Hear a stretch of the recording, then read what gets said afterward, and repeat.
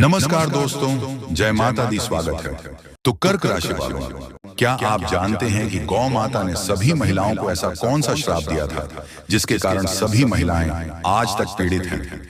गौ माता का एक ऐसा श्राप जिसे टाला नहीं जा सका। दोस्तों क्या था वह श्राप? जानने के लिए पूरा वीडियो देखें। तो दोस्तों चाहिए जानते हैं गाय माता ने सभी स्त्रियों को क्या श्राप दिया था। दोस्तों एक समय की बात है जब भगवान श्री कृष्ण अपने सिंहासन पर बैठे हुए थे, तब देवर्षि नारद मुनि उनके पास आते हैं और कहते हैं, हे प्रभु, आज मैं मृत्यु लोक में भ्रमण कर रहा था। तभी एक महिला ने पूछा कि पहले जब महिलाओं के बच्चे होते थे तो वे पैदा होते ही चलना शुरू कर देती थी, लेकिन अब नहीं। ऐसा क्यों? हे प्रभु, मुझे इस प्रश्न का उत्तर मालूम नहीं था, इसलिए मैं आपके पास आया हूं। कृपया मुझे इस प्रश्न का उत्तर बताएं। श्री कृष्ण कहते हैं, हे देवर्षि, आपका यह प्रश्न सभी महिलाओं के लिए बहुत महत्वपूर्ण है।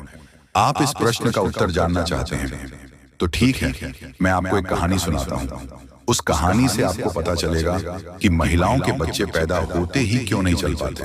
तब देवर्षि नारद कहते हैं कि प्रभु, मैं यह कथा पूरी सुनूंगा, कृपया मुझे कथा बताएं। दोस्तों अगर आप भी जानना चाहते हैं कि इस सवाल का जवाब क्या है तो दोस्तों वीडियो को अंत तक देखें और वीडियो को लाइक भी करें। तो दोस्तों श्री कृष्ण जी कहते हैं, हे देवर्षि, एक नगर में रामचंद्र नाम का एक व्यक्ति रहता था। रामचंद्र एक स्वार्थी व्यक्ति थे।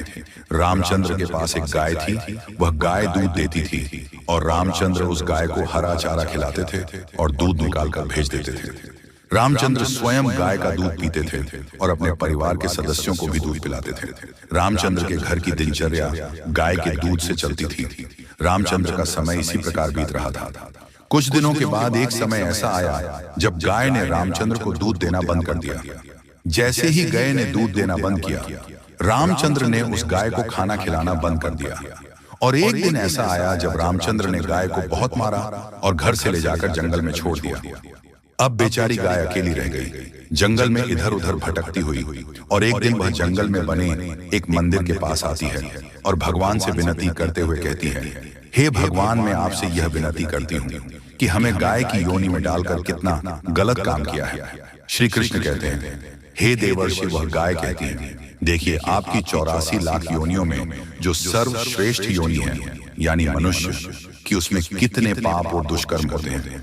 गाय कहती है, उस आदमी ने मुझे अपने घर में रखा और जब तक मैं दूध देती रही मुझे हरा चारा खिला रहा। जैसे ही मैं दूध देना बंद कर दिया उसने मुझे चारा भी नहीं दिया। इतना ही नहीं, उसने मुझे अपने से दूर फेंक दिया। अब घर के बाहर इधर उधर घूमती हूँ। अब जंगल में चारा और घास खाकर पेट भरती हूँ। हे भगवान, तुमने जो सर्वोत्तम यानी बनाई है वह कितनी स्वार्थी और लालची है। श्री कृष्ण जी कहते हैं, हे देवर्षि नारद, धीरे धीरे समय बीतता गया। बेचारी गाय इधर उधर भटकती रहती थी। जब भी वह गए रामचंद्र के द्वार पर आ जाती है तो रामचंद्र ने लाठी लेकर के उस गाय को जंगल की तरफ, खेतों की तरफ भगा करके आ जाता है। श्री कृष्ण जी कहते हैं, हे देवर्षि, धीरे धीरे एक दिन वह गाय गर्भवती हो गई। जब गर्भ 3-4 महीने का हो गया तभी उसी जंगल में एक स्त्री आई।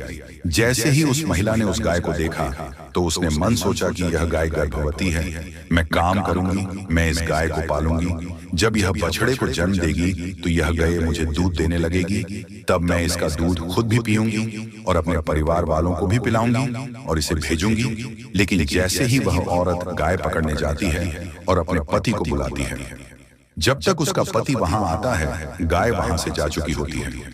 धीरे धीरे अधिक समय बीतता गया। श्री कृष्ण कहते हैं, हे देवर्षि, जब उस गाय के प्रसव का समय आया तब वह गाय एक सुनसान जंगल में सुरक्षित स्थान पर गई और एक बछड़े को जन्म दिया। श्री कृष्ण कहते हैं कि हे देवर्षि, प्रसव के कुछ समय पश्चात वही स्त्री घास काटने उसी जंगल में गई थी और जैसे ही उसने दूर से देखा तो एक गाय ने अपने बच्चों को जन्म दिया था।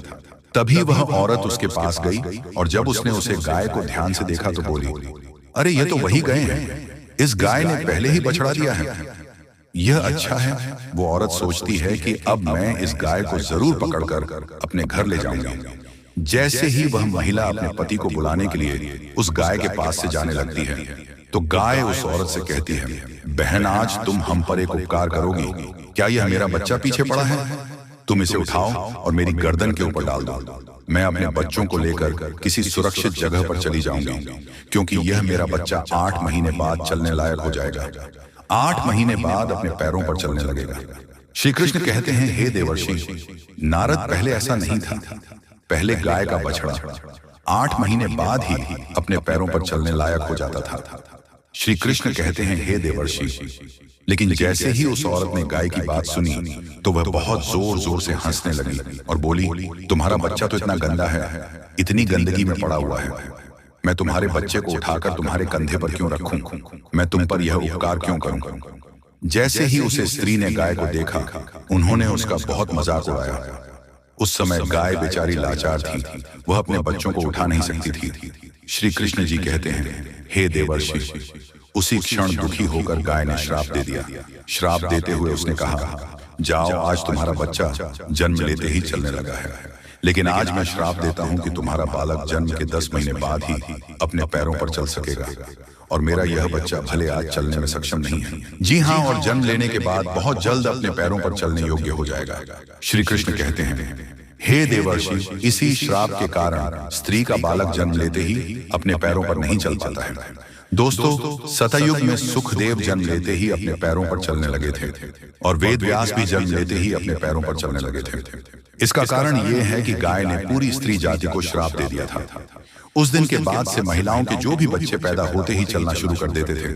उनका सिलसिला वही रुक गया कि श्राप के कारण महिला का बच्चा 9 से 10 महीने के बाद ही चलने और अपने पैरों पर खड़ा होने की योग्य होता है, और गाय का बच्चा उसी दिन से अपने पैरों पर चलने की योग्य हो जाता है, चलने भी लगता है। इसलिए किसी की भी आत्मा को ठेस नहीं पहुंचानी चाहिए, किसी के मन को दुखना नहीं चाहिए, और यही सनातन धर्म का सबसे बड़ा धर्म है। गोस्वामी तुलसीदास ने लिखा है, परहित सरिस धर्म नहीं, भाई पर पीड़ा सम नहीं, अधाम यानी दूसरों के भले से बड़ा कोई धर्म नहीं है। इसीलिए हमें असहाय पशु पक्षियों की सहायता करनी चाहिए। गाय के श्राप के कारण सभी पशु पक्षियों के बच्चे जन्म के तुरंत बाद चलने लगते हैं, लेकिन महिलाओं के बच्चों पर इसका विपरीत प्रभाव पड़ा कि महिला का बच्चा जन्म के तुरंत बाद चलने में सक्षम नहीं होता है, वह पैदा होते ही नहीं चल पाता है। एक महिला की गलती के कारण आज पूरी मानव जाति की महिलाएं शराब का दंश झेल रही हैं। दोस्तों, आपको यह जानकारी किसी लगी हमें कमेंट में जरूर बताएं, और कमेंट में जय जय गौ माता जरूर लिखें। साथ ही अगर आप हमारे चैनल पर नए हैं तो चैनल को सब्सक्राइब जरूर करें, और हो सके इस वीडियो को ज्यादा से ज्यादा जरूर शेयर करें। तो दोस्तों, वीडियो देखने के धन्यवाद। मिलते हैं अगले वीडियो में।